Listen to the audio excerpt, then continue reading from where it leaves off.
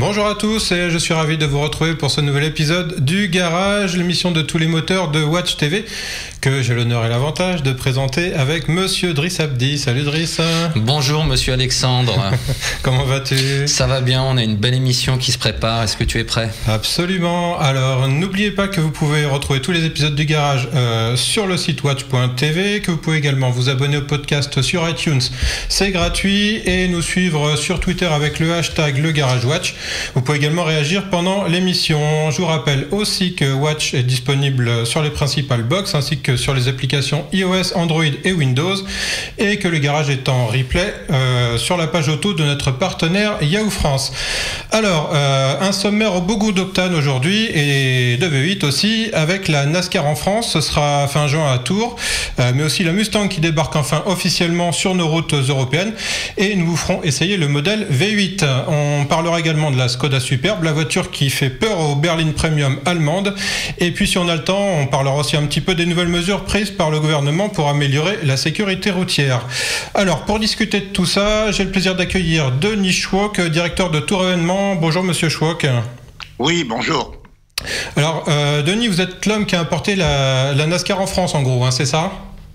Alors, je suis l'homme qui a importé, on va dire, le premier circuit de NASCAR, puisque effectivement les voitures existaient déjà, mais il n'y avait pas de circuit officiel NASCAR. Très bien, on va en reparler tout à l'heure. Pour vous donner la réplique, j'accueille également non pas un, non pas deux, mais trois confrères, à commencer par le spécialiste du sport automobile américain. Dans le métier, on le surnomme « J'ai encore une question », Monsieur Renaud Lacroix, journaliste automobile et consultant pour Motors TV. Salut Renaud. Salut Alexandre et bonjour à tous. Tu nous accueilles chez toi à Marseille, c'est ça ? À Marseille, sous le soleil, ciel bleu, et chez nous ça va durer, pas comme chez certains qui habitent dans le Nord. Alors je ne vous présente plus Vincent Beaucousin-Jamelin, Yahoo Auto, qui est chez lui en Normandie. Salut Vincent. Salut Alexandre, salut Driss et bonjour tout le monde. Bonjour à toi. Et enfin, Cap à l'Est avec notre ami Multipass, Monsieur Nicolas Hédet. Salut Nico. Salut Alex, salut Driss, salut à tous. Bien, alors voilà, les présentations sont faites. On se retrouve dans une poignée de secondes avec notre premier sujet. À tout de suite.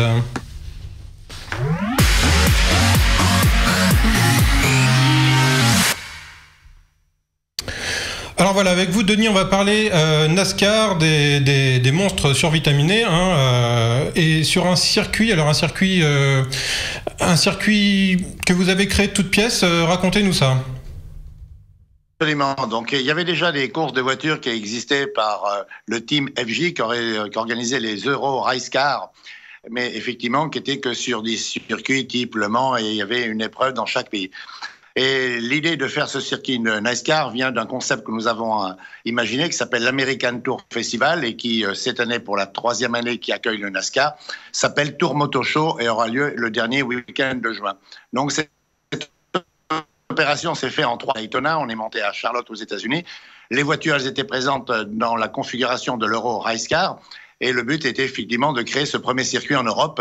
Et c'est ce que nous avons fait. Nous avons commencé à faire valider le premier virage par les Américains de la NASCAR. Ensuite, il y a eu une année 2 où effectivement, là, on a eu les 2 virages. Donc, on pourra dire qu'on a été le premier NASCAR au monde à avoir la première année seul virage. Donc, ce qui a été très compliqué au niveau des réglages des voitures, mais la volonté étant, eh bien, effectivement, on a pu organiser cette épreuve. Voilà, comme on le voit aux États-Unis. Donc, nous, c'est un short track, en fait. C'est un short track, c'est-à-dire qu'il y a 2 types de circuits. Les grands circuits, comme il y a aux États-Unis avec Daytona qui fait presque un peu plus de 4 km. Et nous, c'est un short track, c'est-à-dire qui fait 800 mètres. Et il y a des short tracks pour les années qui font entre 400 et 800 mètres. Alors, donc, un short track, 2 virages, ce sont ce qu'on appelle des bankings, des virages relevés, c'est ça ? C'est ça. Effectivement, c'était toute la difficulté de trouver les bonnes inclinaisons et c'est là que nos amis américains ont été très utiles et nous ont donné tous les éléments pour arriver à avoir justement des degrés qui correspondent bien entendu à la longueur du circuit que nous voulions mettre en place. Alors expliquez-nous un petit peu, la NASCAR il y a plusieurs catégories, il y a même peut-être plusieurs championnats. Quelles sont les voitures qu'on va voir à la fin du mois de juin à Tours ? Alors évidemment, ce sont ces fameuses voitures qui sont importées directement des États-Unis. Évidemment, la Fédération internationale automobile a accepté de certaines dérogations. Par exemple, on l'a vu l'année dernière, sur notre anneau, eh ben, il a plu. Il a plu aux États-Unis, effectivement, sur un circuit. Quand il pleut, ben, la course est tout simplement annulée et ils ont d'énormes appareils pour sécher, évidemment, les circuits. Nous, la configuration ne permettait pas, la psychologie de nos visiteurs ne permettait pas, effectivement, de permettre aux visiteurs de revenir un jour après ou 2 jours après pour assister à la course. Donc, l'année dernière, effectivement, par le biais d'un pneumaticien, eh bien, ont été mis au point des pneus qui permettent à nos pilotes de tourner sous la pluie et effectivement avec des essuie-glaces. Donc tout ça a été réalisé et effectivement ça nous a permis aujourd'hui d'avoir la première course encore en plus au monde de NASCAR sous la pluie. Et effectivement nos amis américains étaient assez surpris du résultat puisque le bitume était extrêmement performant. Le bitume est du reste la même matière qui est utilisée dans la ligne droite des Hunaudières au Mans. Renaud, est-ce que tu peux nous dire un petit peu ce que ça représente la NASCAR aux États-Unis, puis nous présenter un peu les épreuves en elles-mêmes, les voitures, le type de voitures qui participent à ces courses? Alors la NASCAR aux États-Unis, c'est déjà c'est le sport automobile le plus regardé à la télévision et même le plus populaire. Ça attire des millions et des millions de fans. C'est le deuxième sport le plus regardé à la télévision derrière le football américain. Donc ils sont devant le baseball, le basket, devant un peu tout ce qu'on peut imaginer. C'est un spectacle très populaire en fait, vraiment à la base très roots aussi. Question circuit, comme l'a dit Denis, effectivement on a de la short track, donc du circuit très court, du half mile, du demi-mile donc. On a des circuits intermédiaires qui vont faire entre 1 et 2 miles et les super speedway comme Daytona qui font 2 miles et demi ou Indianapolis où court la NASCAR et l'IndyCar d'ailleurs. Et question voiture, là aussi ça va être du typiquement américain, typiquement ancré dans l'histoire américaine, c'est-à-dire du châssis tubulaire, châssis unique pour toutes les voitures. On va se différencier uniquement au moteur entre Toyota, Ford et Chevrolet pour la première division. Et après, dessus, on va mettre une carrosserie qui va donner le look de la voiture de série. Mais tout le monde a grosso modo le même package et on reste sur quelque chose d'assez rustique. On n'a pas toutes des fibres de carbone, des châssis monocoques, tout ça, ça n'existe pas. C'est vraiment du châssis tubulaire avec à l'arrière une track bar, un truck arm comme on en faisait déjà dans les années 50 aux États-Unis. Denis, il y aura combien de voitures pour cette course à Tours? Alors il y aura 30 voitures à chaque fois au départ. 30 voitures au départ sur un circuit de 800 mètres. Comment se déroule une procédure de départ? Parce que ça doit être assez spectaculaire. J'imagine que les premiers partis doivent rattraper les derniers à partir, non? Alors, ça a été toute la difficulté pour mettre en place ce type de discipline en France. Donc, il y a 3 ans, il y avait des pilotes comme Yvan Muller, quand même, etc. Le petit-fils de Madame France qui était présente, donc le premier Américain à courir, du reste qui a été le premier Américain à gagner une course de NASCAR en Europe chez nous. Alors, toute la difficulté étant qu'effectivement, il a fallu adapter et nos amis de la NASCAR sont présents avec le team FJ, les Galpins, nos amis, qui organisent cette manifestation et toute cette difficulté était d'inclure à des pilotes qui ont l'habitude de faire des courses, sauf de NASCAR, de respecter le règlement de la NASCAR. C'est-à-dire qu'évidemment, il y a des personnes dans les tribunes qui sont là, effectivement, pour donner les consignes et les ordres aux pilotes. Et effectivement, toute cette chronologie qui fait qu'une course de NASCAR est une vraie course de NASCAR a été compliquée au niveau du règlement à mettre en place. Et dès la première année, il y a eu un débriefing sérieux à 17h30 parce que ça a commencé à agacer nos amis américains qui sont extrêmement professionnels et ils voulaient absolument accepter de venir en Europe sur cette course pour emmener du vrai NASCAR. Et effectivement, donc toutes ces procédures de départ, et effectivement, c'est qu'au dernier tour, comme vous le savez, qu'on a gagné une course de NASCAR.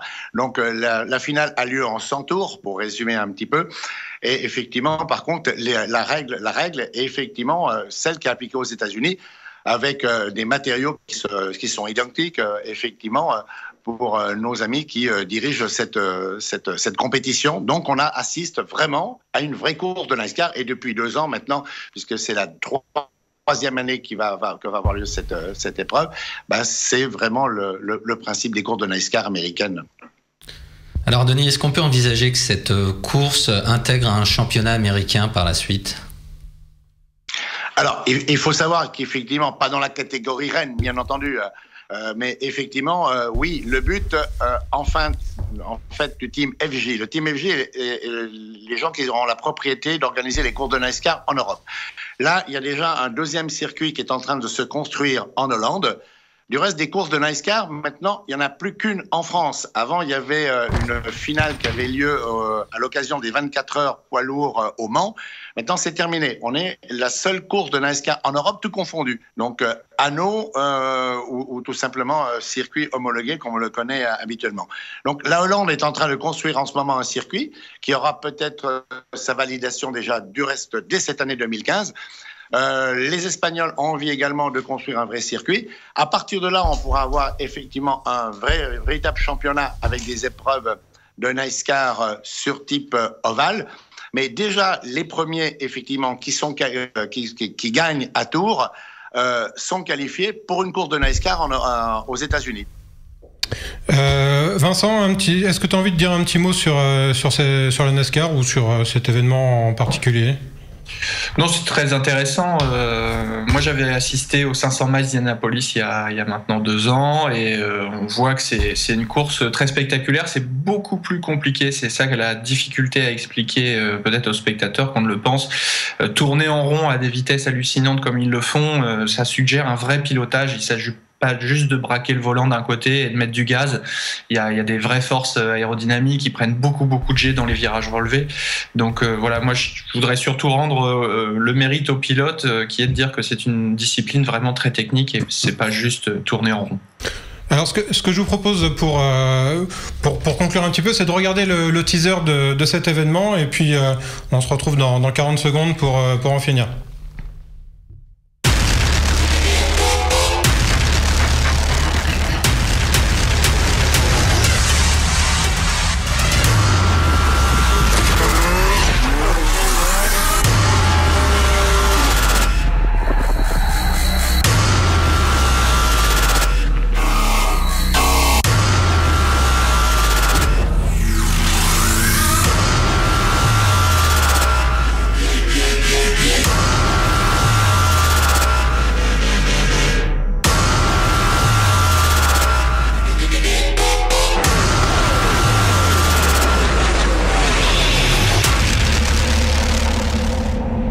Voilà, le Tour Motor Show. Denis, je voulais juste préciser une chose, c'est que la fête se poursuit ensuite avec l'American Tour Festival, hein, c'est ça? Il y aura encore d'autres choses, des voitures, des camions et des tas d'activités typiquement américaines. Absolument. On a voulu dissocier cette fête en 2 parties. C'est-à-dire que là, le dernier week-end de juin, c'est un week-end 4 roues. Effectivement, comme on peut le voir, il y a également une épreuve du championnat de France de drift.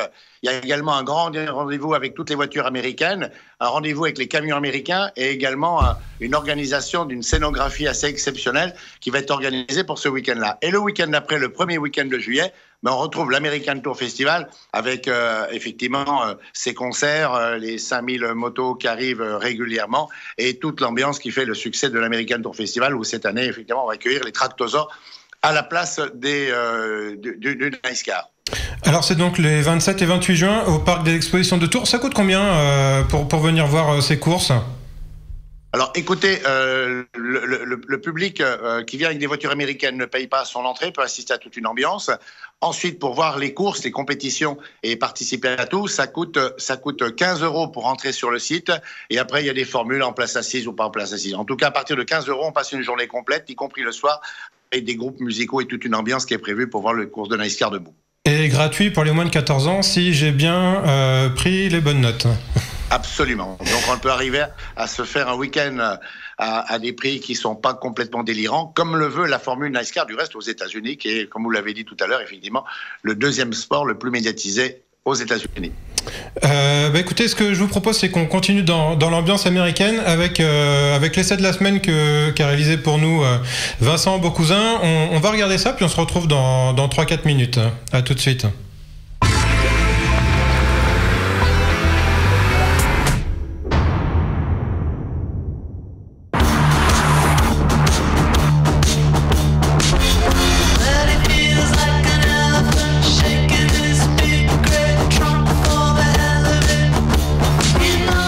Jusqu'ici, cette voiture en Europe, on l'a rencontrée surtout au cinéma, mais Ford l'importe de manière officielle. C'est fait, la Mustang débarque sur nos routes et aujourd'hui à l'essai sur Yahoo.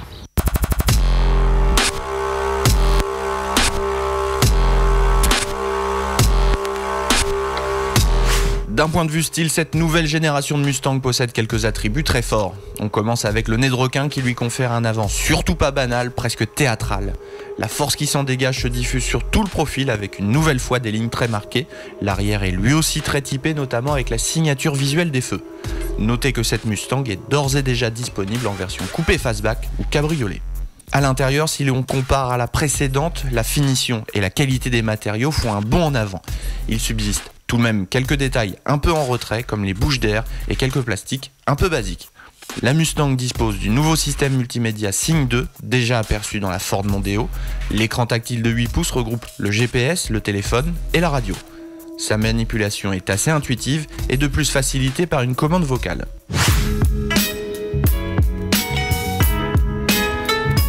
Contrairement aux apparences avec une voiture de 4,78 m de long, l'habitabilité fait un peu défaut aux places arrière.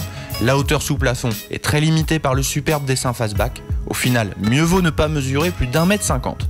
Le cabriolet réserve un meilleur accueil pour 4 passagers. Le coffre, quant à lui, propose 408 litres de chargement dans le coupé et 322 dans le cabriolet.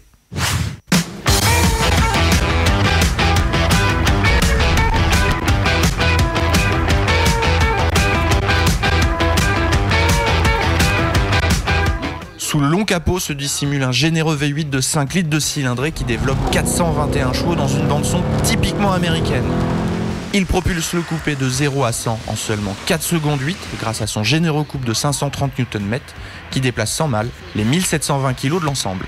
La boîte de vitesse manuelle est précise quoique un peu ferme comme toujours avec de gros moteurs. D'un point de vue tenue de route et comportement, la Mustang fait d'énormes progrès grâce à, et c'est une première pour l'américaine, une suspension à roue arrière indépendante. Les ingénieurs américains n'ont pas cessé de nous dire que le châssis a été travaillé pour correspondre aux goûts et attentes des Européens. Le différentiel autobloquant progresse en efficacité, la motricité est donc un peu moins prise en défaut, le freinage est quant à lui excellent. Globalement, on peut dire que la Mustang est encore assez typée confort, plus qu'un coupé série 4 de chez BMW ou une A5 coupé de chez Audi. De fait, si les prestations sont plus sportives, elles ne sont pas non plus encore au niveau des références allemandes. Mais la Mustang n'a que faire de celles qui ne font que courir après le temps. La bande-son du V8 magnifie chaque instant à son volant. La Mustang rend tout simplement le temps qui passe beaucoup plus savoureux qu'au volant de ses concurrentes. Une fois n'est pas coutume, on va conclure cet essai au volant de la Mustang parce que le plaisir pris derrière celui-ci a été considérable durant toute la journée avec une voiture qui délivre une vraie sensation d'américaine. Mais la Mustang a également considérablement évolué. On l'a vu avec sa suspension à roue arrière indépendante qui offre aujourd'hui un comportement très très proche des meilleures européennes. Attention par contre à ne pas confondre cette Mustang Ford de plus de 400 chevaux avec par exemple une BMW M4. Aujourd'hui sur cette configuration, on est sur un coupé sportif mais pas extrême. Pour d'autres prestations, il faudra peut-être attendre les prochaines Mustangs comme une GT 350. En tout cas, cette Mustang propose aujourd'hui le rapport qualité-prix plaisir imbattable sur le marché puisque cette version V8 débute à 40 000 €, auquel il faut ajouter 8 000 € de malus. Donc on arrive à 48 000 € et à ce prix-là, ne cherchez pas ailleurs, vous ne trouverez pas mieux.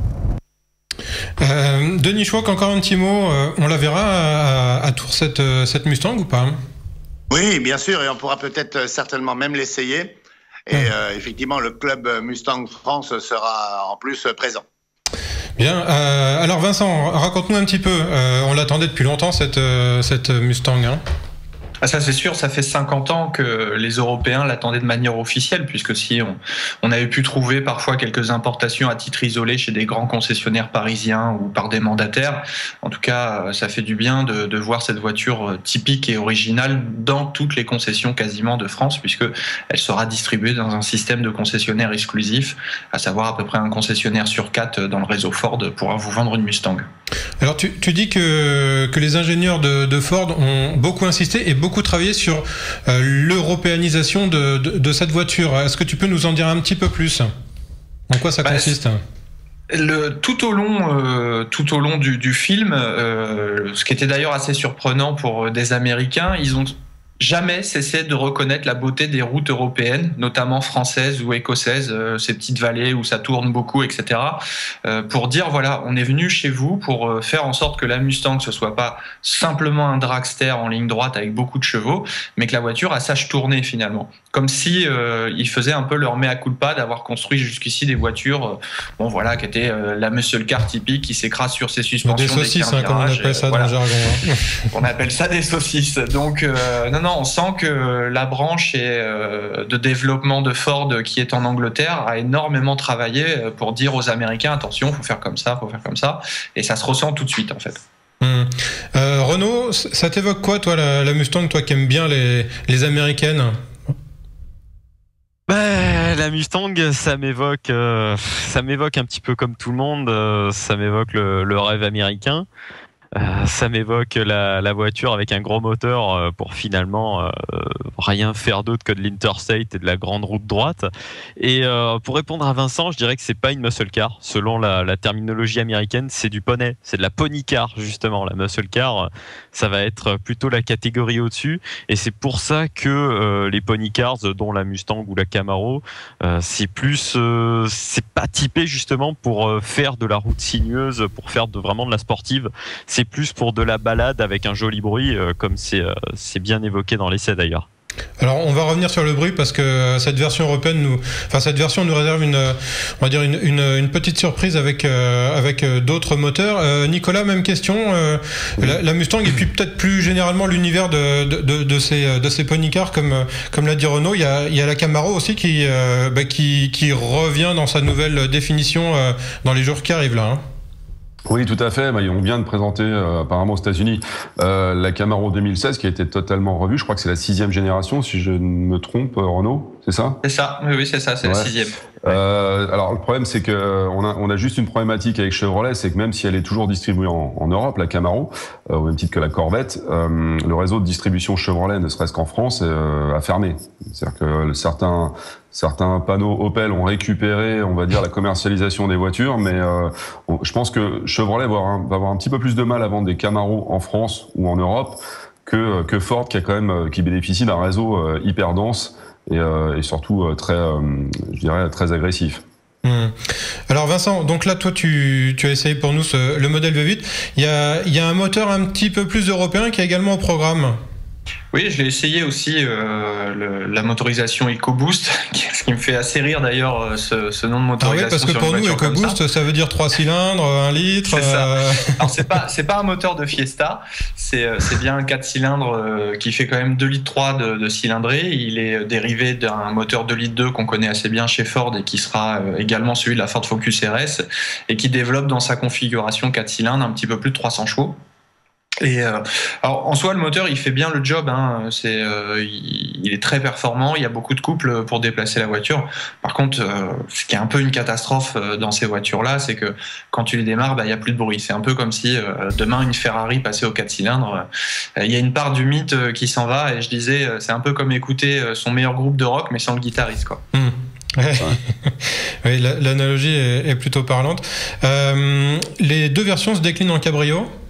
Les deux versions sont disponibles en cabrio, les deux versions sont disponibles en boîte méca ou boîte auto.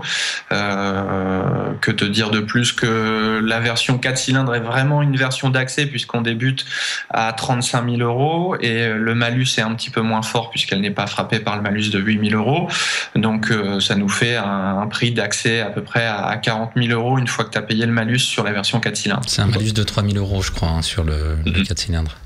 Alors moi, il y a une chose qui m'intrigue vraiment avec les américaines et avec celle-là en particulier, tu viens de le souligner, c'est le prix. C'est-à-dire que une voiture de plus de 400 chevaux, une européenne, normalement, c'est vendu légèrement plus cher.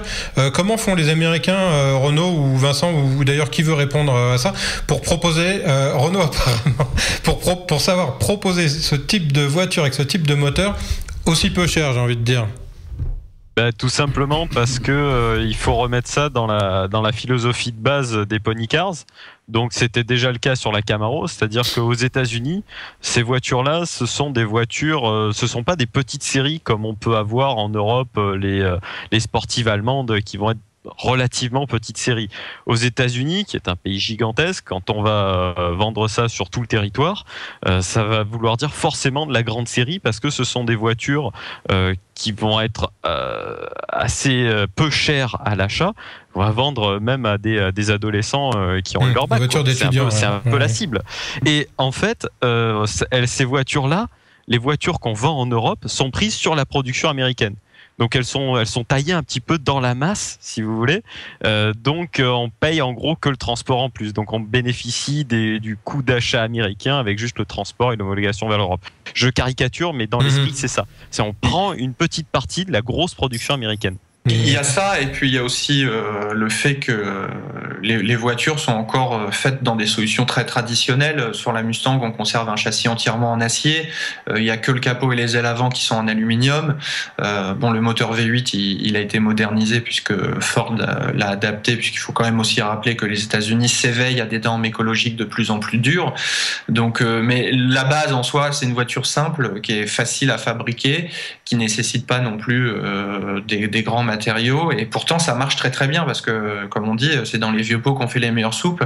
Et finalement, quand tu prends une recette qui est assez simple mais que tu l'appliques bien en peaufinant les réglages de tes suspensions, de ton freinage, on se rend compte que la voiture va déjà très très bien. Donc ça permet aussi d'éviter la course à l'armement que se livrent les Européens en termes de différentiel actif, de direction électrique, pareil, que tu peux paramétrer tes suspensions réglables, etc. Le Nürburgring en Europe, il a certes tiré la voiture européenne sportive vers le haut, vers une excellence, mais il a aussi fait exploser les prix. Nicolas, tu veux réagir là-dessus ? Oui, je crois que j'avais lu un papier récemment d'ailleurs, expliquant que la Mustang, quand elle est sortie aux États-Unis au début des années 60, le but c'était aussi de concurrencer une Allemande qui s'appelait la Coccinelle. Alors, est-ce que Renault peut confirmer ce que j'ai lu, ou j'ai peut-être lu n'importe quoi ? Non, c'est vrai, c'est exact. C'est étonnant, ouais. C'est-à-dire que on avait une voiture, la Coccinelle était connue comme étant une voiture vraiment hyper accessible, pas chère du tout, qui se vendait comme des petits pains aux États-Unis. Et Ford, pour le coup, décide de réagir en faisant la Mustang, qui n'est pas le même type de véhicule, mais qui finalement est une voiture à la base qui est censée être vraiment accessible, pas chère. Et effectivement, ça rejoint un peu ce que vous disiez, c'est que finalement on se retrouve avec des voitures là-bas qui coûtent le prix d'une grosse Clio aujourd'hui, quoi. C'est quand même assez dingue pour le coup. Driss, tu veux conclure sur la Mustang et ses voitures américaines ? Eh ben ouais, c'est que quoi qu'on en dise, petite voiture, grosse voiture, ça reste quand même une légende. Et puis prendre le volant d'une Mustang, ça reste quand même une expérience, comme l'a dit Vincent dans le test, et ça fait clairement envie. Après, chez nous, on a quand même un malus de 8 000 €, ça calme. Mais même avec le malus, ça reste quand même très abordable.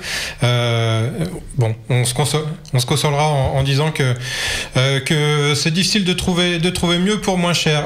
Denis, je vous remercie pour nous avoir parlé de la NASCAR et de votre événement. Je vais vous libérer. Et puis, nous, on va parler de toute autre chose. On va continuer évidemment par les voitures avec Driss, une Tchèque qui fait peur aux premières allemandes. Voilà, une grande berline, la Skoda Superbe. Alors, cette Skoda Superbe, vous êtes allé l'essayer. Alors, je crois que tu étais avec Nicolas. Oui. Raconte-nous un petit peu. Bon, on va peut-être la montrer à l'image pour l'avoir dans un premier temps. Et puis, on va commencer. Vas-y, je te laisse y aller. C'est toi qui as roulé. C'est parti. En parlant de rouler, justement, ça roule bien pour Skoda parce que la marque a vendu plus de 200 000 véhicules au premier trimestre 2015. Ça représente une augmentation de 7,2% par rapport à la même période l'an dernier. Voilà, la Superbe, c'est la berline haut de gamme du constructeur. Elle fait peau neuve avec un tout nouveau design. Donc c'est le véhicule qui va permettre notamment à Skoda de continuer sur cette croissance. Donc là, comme on peut le voir à l'image, on a vu la toute première version, parce qu'on en est à la quatrième, si je ne m'abuse, quatrième version de la Superbe. C'est une voiture qui est toute nouvelle, tout nouveau design, de nouvelles motorisation, nouvelle technologie également à l'intérieur. On en a profité justement avec Nicolas, on a pu la tester la semaine dernière. On a rencontré les équipes de design de Skoda et notamment Marwan Kiat, qui est l'un des membres de l'équipe de design du constructeur, qui va nous parler justement du travail réalisé sur cette Skoda Superbe. Alors, le nouveau design de Skoda, il est complètement nouveau. L'avant de la Superbe, il est aussi nouveau. On a dans ce véhicule tout l'ADN du Skoda Design qu'on a repris. C'est un petit peu notre voiture vitrine. On montre un petit peu notre design, comme le Power Dome qu'on a ici, qui montre un petit peu nos moteurs, nos valeurs de Skoda Design. On est fiers d'être tchèque, fiers d'être de la République tchèque qui a un patrimoine de cristal, de savoir-faire du cristal, d'une histoire, parce que Skoda a une histoire automobile, qu'on voit dans la calandre et les phares. La calandre avec les lamelles qui vont jusqu'au phare, qui rappellent la Skoda populaire, Monte Carlo, où en fait la grille continue sur les phares. Le phare est pour nous un élément très important dans un avant de véhicule, et c'est pour ça qu'on l'a travaillé comme une pièce de cristal qui est très simple. On voit toute cette précision qui est tout autour de la voiture, avec les lignes plus acérées, plus dynamiques, et c'est de cela où on est le plus fiers maintenant avec notre design. Alors le design arrière est aussi très caractéristique par les lampes. Et c'est un élément où, en fait, on a vraiment essayé de pousser le cristal et ce cubisme, cette triangulation du jouer avec les lumières et les lampes et les lumières et les ombres pour donner cet effet de profondeur, pour donner cet effet de cristal. Les lampes à l'intérieur, il y a un graphisme pour rappeler ce cristal et ce savoir-faire des Tchèques. Donc vraiment... Et en plus de ça, on pose notre logo sur une surface qui est très simple. On a le C graphique qui est maintenant caractéristique des Skoda. Récapitulerai ça avec des lignes horizontales, 2 pièces qui sont très travaillées, qui montrent un petit peu notre héritage, et le logo qui est posé sur une surface très noble pour nous. Nicolas, ils sont malins chez Skoda, parce qu'ils parlent beaucoup du design, etc. Mais on voit, ce sont en fait des lignes très simples, très modernes, mais qui font que globalement, c'est aussi pour ça que la voiture est aussi agressive en termes de prix, non ? Bah oui, alors c'est vrai que bon, la base elle est commune avec pour le coup pas mal de voitures du groupe Volkswagen. Faut savoir que là on a utilisé la nouvelle plateforme, enfin la récente plateforme MQB qu'on connaît sur la Golf. Hein, c'est une recette qu'on connaissait déjà, sauf que là ils ont vraiment allongé l'empattement.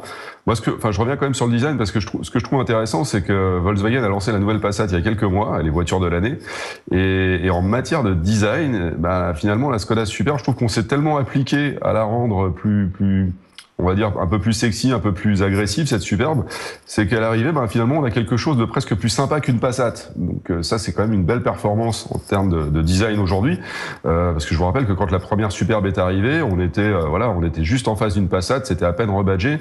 Par contre, je peux vous dire que moi, d'après mes souvenirs, il y a même des types qui allaient jusqu'à enlever le logo de leur Skoda Superbe, enlever le logo Skoda parce que pas forcément très fier d'afficher la marque Skoda qui avait pas encore une image très chouette. Là, je trouve que pour le coup, il y a un réel progrès. Elle est plutôt jolie, cette voiture. Elle fait pas rêver non plus, c'est pas une Mustang, hein, on est bien d'accord. Mais je trouve qu'il y a un joli progrès sur le style, vraiment. Renaud, c'est mieux qu'une Passat, une Superbe, toi qui peux nous en parler également ? Alors en termes de conduite, je saurais pas te dire, j'ai pas suffisamment essayé la Passat. En termes de style, moi je suis à fond sur la Skoda. Ça, il y a aucun doute là-dessus, mais il y a quelque chose qui me fait quand même doucement rigoler depuis tout à l'heure. J'ai beaucoup aimé la Superbe, il y a pas de doute là-dessus. Mais on a beaucoup appuyé sur le design extérieur, mais ce qui est assez marrant, c'est qu'on n'a pas encore vu l'intérieur, et quand tu regardes l'intérieur, on va en parler, t'inquiète pas. Oui, effectivement. Là, il n'y a aucun travail, je suis désolé, mais t'as n'importe quel Volkswagen, n'importe quel Skoda, t'as exactement la même chose. Ça, c'est un peu triste. À mon avis, les économies de coûts, elles ont plus été là que dans le travail du design qui finalement, quel que soit le dessin, tu payes ton designer le même prix. À mon avis, les économies, elles ont plutôt été sur le design intérieur. Vincent, ton avis sur la question du design et puis ensuite on passera effectivement à l'intérieur de la voiture. Alors, moi, je vais avoir un avis un peu plus global et générique. Ce qui est très intéressant actuellement dans le groupe Volkswagen, qui, après avoir installé Audi à l'époque de Ferdinand Piëch, quand il a repris la direction d'Audi, quand il avait quitté Porsche, après avoir également élevé le niveau de Volkswagen, eh bien aujourd'hui, on voit que le groupe, dans son ensemble, dessert la bride de Skoda et de Seat, qui font effectivement des voitures beaucoup plus jolies depuis 3-4 ans, parce que le levier de croissance pour le groupe, il va être là aujourd'hui. C'est sur l'avenir de ces deux marques, tchèques et espagnoles, qui ont un fort potentiel, mais qui jusqu'ici étaient un peu bridées. On faisait des voitures à l'économie, comme tu l'as très bien dit, Alex. C'était, voilà, il fallait occuper le terrain. Et maintenant que les autres sont bien lancés et sont même quasi imbattables, on se dit, bon, bah allez, on va encore faire des choses avec elles. Et on le voit, ce sont des voitures qui sont quand même très agréables à l'œil. Driss, on passe à l'intérieur, donc, puisque Renaud est impatient de découvrir l'intérieur de la voiture. Alors, avant de passer à l'intérieur, je sais qu'il est très pressé de voir à quoi elle ressemble. Bah, justement, comme Vincent parlait de relais de croissance, notamment avec cette Skoda Superbe chez Skoda, on a parlé à Clément Lefebvre, qui est l'attaché de presse de la marque, et qui va nous en dire un petit peu plus, justement, sur l'importance qu'a cette voiture sur le marché aujourd'hui. Cette nouvelle Skoda, tout a changé dans la voiture. On est passé sur la nouvelle plateforme MQB qui est développée par le groupe Volkswagen. Donc on a un nouveau véhicule avec une base technique complètement différente. On est reparti d'une feuille blanche. On a des nouvelles motorisations avec des consommations en baisse. Un design complètement nouveau qui reprend les lignes du concept Vision C avec un design plus statutaire et plus de présence sur la route pour le véhicule. C'est très important dans cette catégorie. C'est d'ailleurs le premier critère de choix sur ce type de véhicule. Et qui on vise la concurrence dans ce segment qui est aujourd'hui rempli par les Peugeot 508, Citroën C5, Renault Laguna. On se retrouve vraiment dans le haut de ce segment-là et on va peut-être aller grignoter quelques parts de marché chez nos concurrents dans le segment supérieur. Alors on va surtout chercher beaucoup de ventes à société parce que 70% des ventes de Superbe sont réalisées à des professionnels. Soit des taxis, des chauffeurs, des entreprises. Beaucoup de clients vont venir vers la nouvelle Superbe grâce à son design et aussi grâce aux technologies embarquées. Donc on va essayer de prendre de plus en plus de parts de marché sur des grands comptes et toujours de conforter notre place dominante sur le marché des taxis et des chauffeurs. Alors effectivement, la motorisation hybride, c'est quelque chose qui est de plus en plus demandé par la clientèle. Nous, on sonde aujourd'hui notre clientèle régulièrement pour voir à quel moment ça sera intéressant d'introduire ce genre de technologie qui existe et qui est sur le marché. Aujourd'hui, la technologie est trop onéreuse pour notre clientèle, mais le jour où elle sera à un tarif accessible, on l'introduira dans notre véhicule. Elle pourra le recevoir. Là, techniquement, c'est pas insurmontable du tout. D'ailleurs, ce qu'on peut ajouter aussi, qui est intéressant, c'est que cette nouvelle Superbe, elle est moins chère que l'ancienne, malgré toutes ces nouvelles technologies, ces nouvelles motorisations, ce design qui est beaucoup plus élégant. On se retrouve avec un prix d'appel à 23 790 € en essence, 1,4 litre TSI 125. C'est moins que l'ancienne, simplement, et pour un véhicule qui est mieux équipé. La commercialisation en France aura lieu à l'occasion du lancement du Tour de France le 3 juillet, puisque Christian Prudhomme étraînera cette nouvelle voiture sur les routes françaises.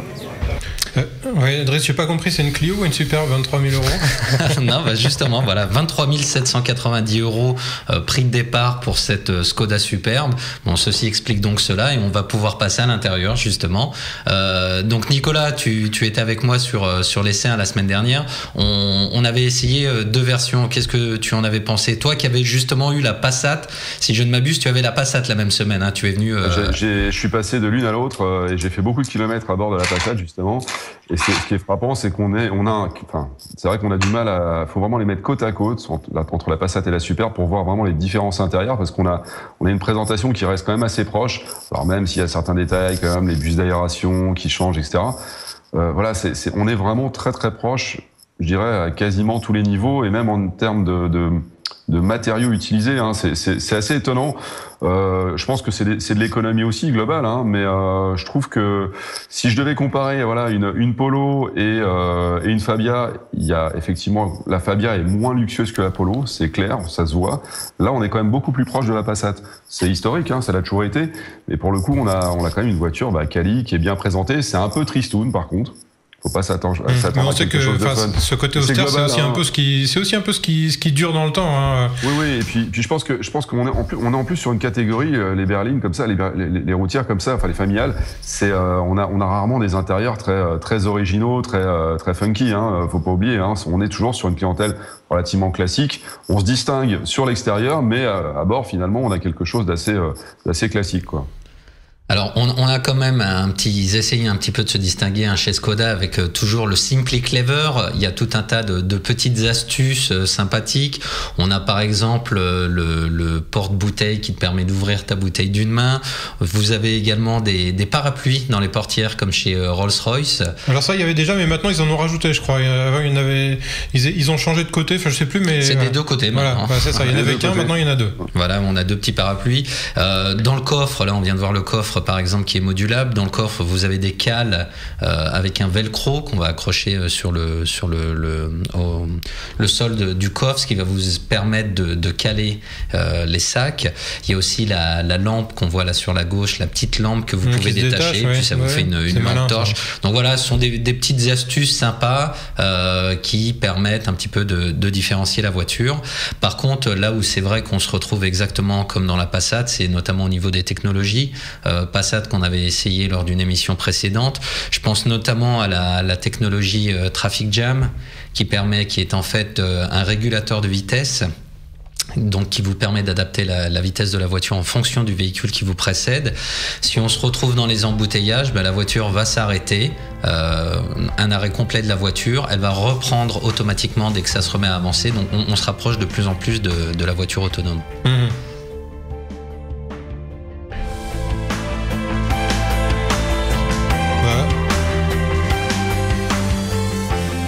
On a d'autres technologies également, choses avec lesquelles on a beaucoup joué avec Nico, notamment la suspension, cette suspension active. Ouais. Tu peux nous en parler un petit peu, Nico ?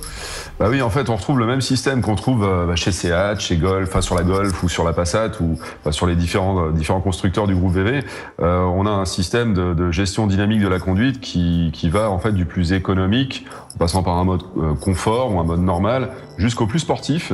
Ce qui est intéressant en fait sur la Superbe, c'est que le mode confort justement, alors ça agit sur plein de paramètres, la direction, l'accélération, la pédale, l'accélérateur, la gestion moteur, la boîte quand c'est une DSG ou encore bien sûr la suspension. Et ce qui est justement intéressant sur la Superbe par rapport à une Passat, c'est qu'elle est plus confortable. C'est-à-dire que quand on active le mode confort, on a une suspension qui est quand même plus agréable que sur une Passat. Et je trouve que du coup, on a une plage d'utilisation sur cette voiture qui est plus importante finalement que la Passat. On a typé une voiture peut-être plus confortable, mais qui peut quand même être sportive à la demande. Et ça, pour le coup, je trouve ça hyper polyvalent. C'est bien. Oui, d'autant plus sportif qu'on a eu l'occasion d'essayer le modèle essence de 280 chevaux et il faut dire que ça pousse. Ouais, ça marche pas mal, effectivement. C'est pas ce qui va se vendre en France, j'imagine bien. Enfin, ça, on peut bien l'imaginer, mais ça marche très bien. Je crois qu'on a fait aussi la version TDI 150 chevaux qui est plus un cœur de gamme. On a essayé le TDI 190 chevaux. Ou 120 chevaux, pardon, 120 chevaux. 120, d'accord. Ouais. Renaud, tes impressions de conduite maintenant, et puis donc maintenant qu'on a vu l'intérieur, tu vas pouvoir en parler. Ton avis au volant de la Superbe, Renaud ? D'essayer la motorisation à essence avec la transmission intégrale. Je me suis plutôt concentré sur les cœurs de gamme en termes de motorisation, 150 chevaux diesel, 150 chevaux essence. Et je dois avouer, alors c'est pas la première fois, c'est même souvent le cas dans le groupe Volkswagen que je préfère largement la motorisation à essence.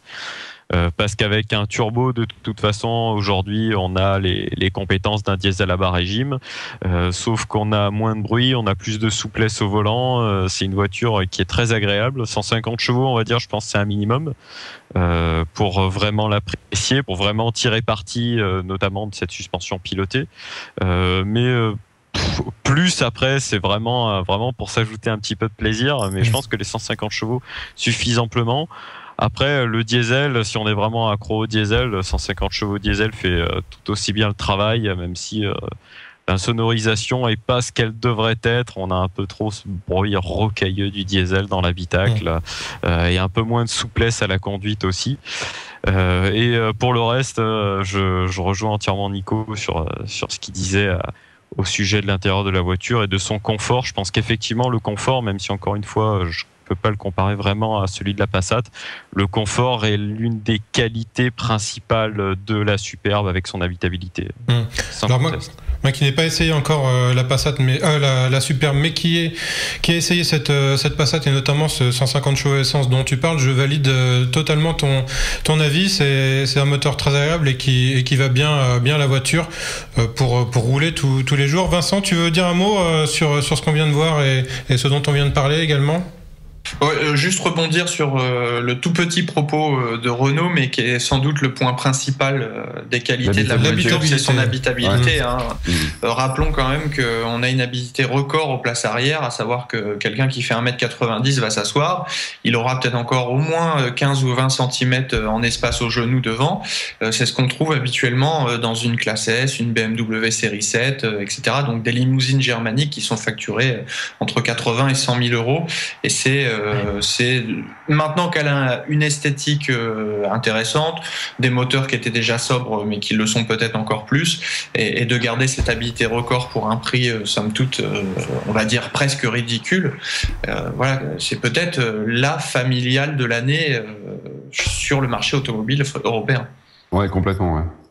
Alors, dernier détail aussi, nous on aime beaucoup la techno sur Watch TV et ça va t'intéresser, Alexandre. Dedans, tu as non seulement CarPlay d'Apple, tu as également Android Auto et tu as aussi MirrorLink. Donc là, tu as le tiercé gagnant. Il y a tout. On a tout. Donc voilà, comme nous l'a dit Clément Lefebvre, la voiture sera disponible à partir de ce mois de juillet. À partir du mois de juillet, donc rendez-vous au Tour de France, si j'ai bien compris, pour l'avoir roulé la première fois sur nos routes. On va marquer une petite pause de quelques secondes et puis on va enchaîner avec les mesures gouvernementales sur la sécurité routière. Je crois que ça intéresse beaucoup de monde. Les bonnes nouvelles. Voilà, à tout de suite. On va s'éclater.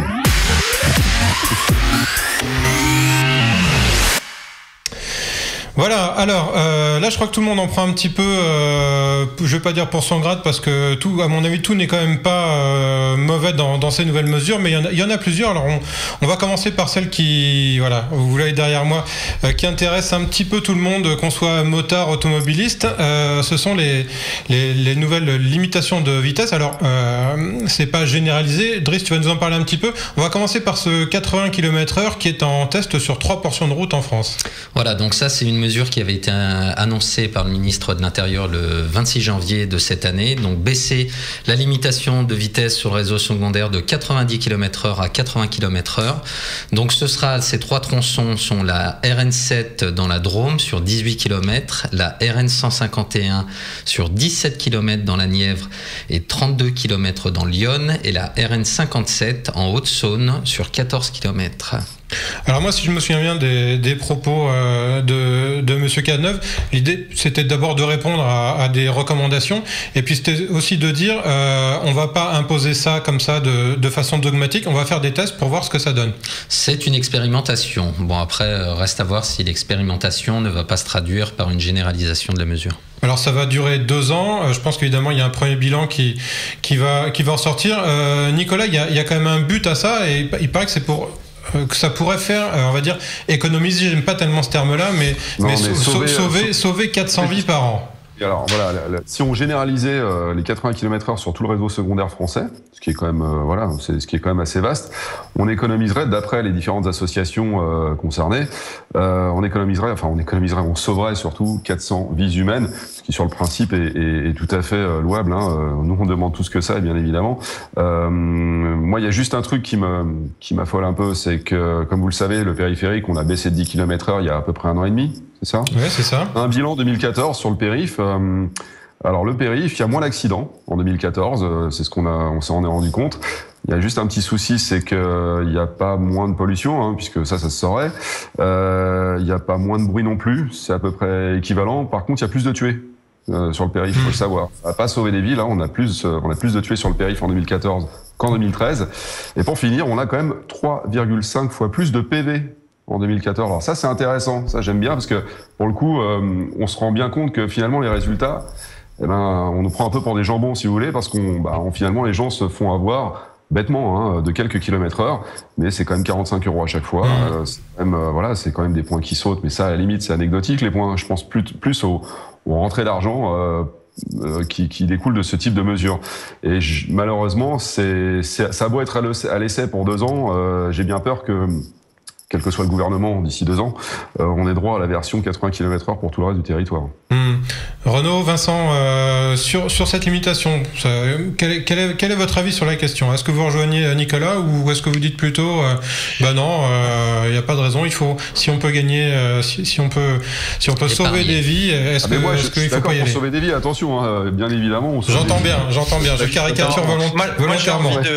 J'ai envie de dire qu'il faudrait, dans ce cas-là, un peu plus moduler, comme il y a dans certains pays européens.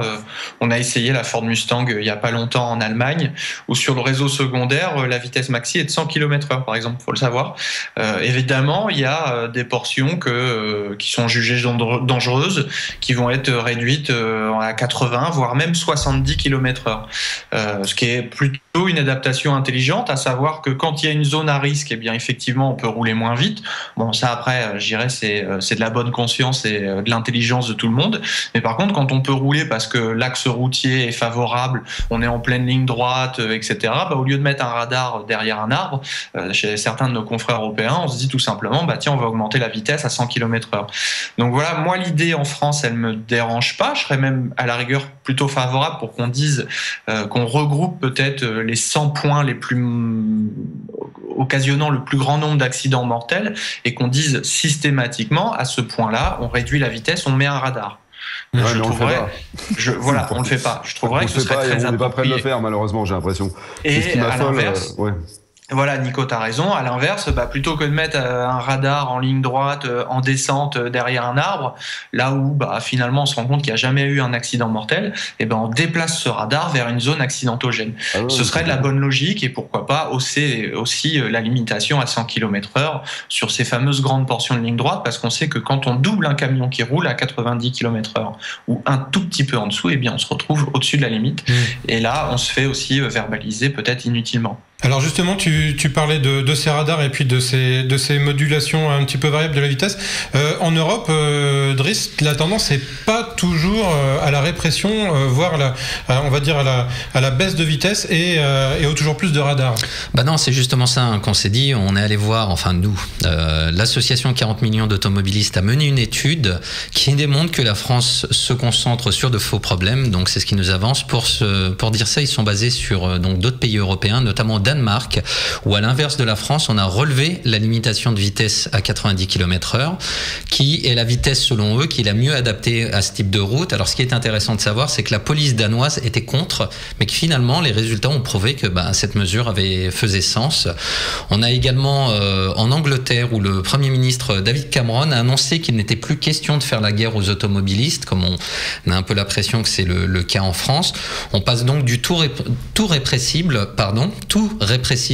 aux tous responsables. J'ai bien aimé la manière de dire. Tous responsables mais pas coupables. À voir, donc. Alors, selon David Cameron, il s'agit de faire une sécurité routière pour les 85% d'usagers raisonnables plutôt que pour les 15% de contrevenants.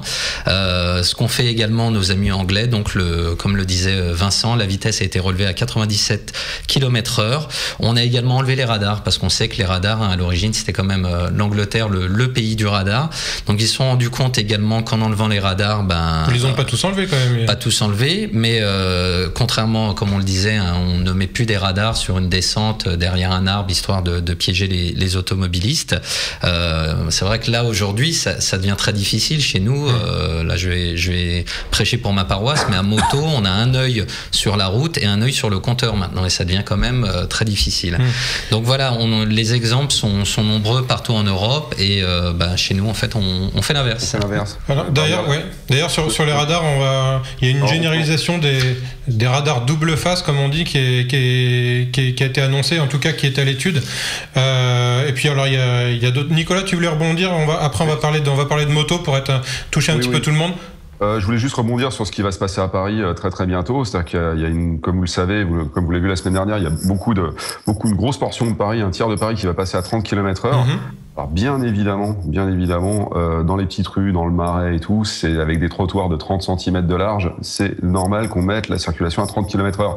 Par contre, sur des axes comme le boulevard Saint-Germain, la rue de Rivoli ou encore le boulevard Sébastopol, c'est juste un non-sens. C'est-à-dire que là, ils vont justement, avec les radars, ils vont vraiment s'éclater, ils vont vraiment faire beaucoup d'argent, ils vont même choper les mecs à vélo, je pense, ils en sont capables. Ouais, je pense. C'est pas idiot. Ouais, non, mais sérieux, mais on peut en arriver là. Donc voilà, je pense que c'est pour alors réduire la pollution. Bon, bah, on l'a vu sur le périph', ça la réduit pas. Donc il y a une petite bataille de politiciens en ce moment, verts, écolos et non écolos pour certains aussi, qui visent à vraiment essayer de remplir les caisses, et c'est embêtant, c'est malheureux, ça fait fuir la voiture quelque part. Les gens ont peut-être plus envie de s'embêter avec une voiture, ça peut faire baisser le marché aussi. Et l'automobile, faut pas oublier que c'est un moyen de déplacement en soi, c'est aussi de l'emploi, c'est aussi de la TVA qui rentre, et faut peut-être leur rappeler un petit peu de temps en temps à ces gens-là. Bien, on va parler alors il y a plein de trucs dans les annonces, mais on va parler d'une autre en particulier qui est le gilet jaune pour les motards. Alors apparemment ça fait polémique.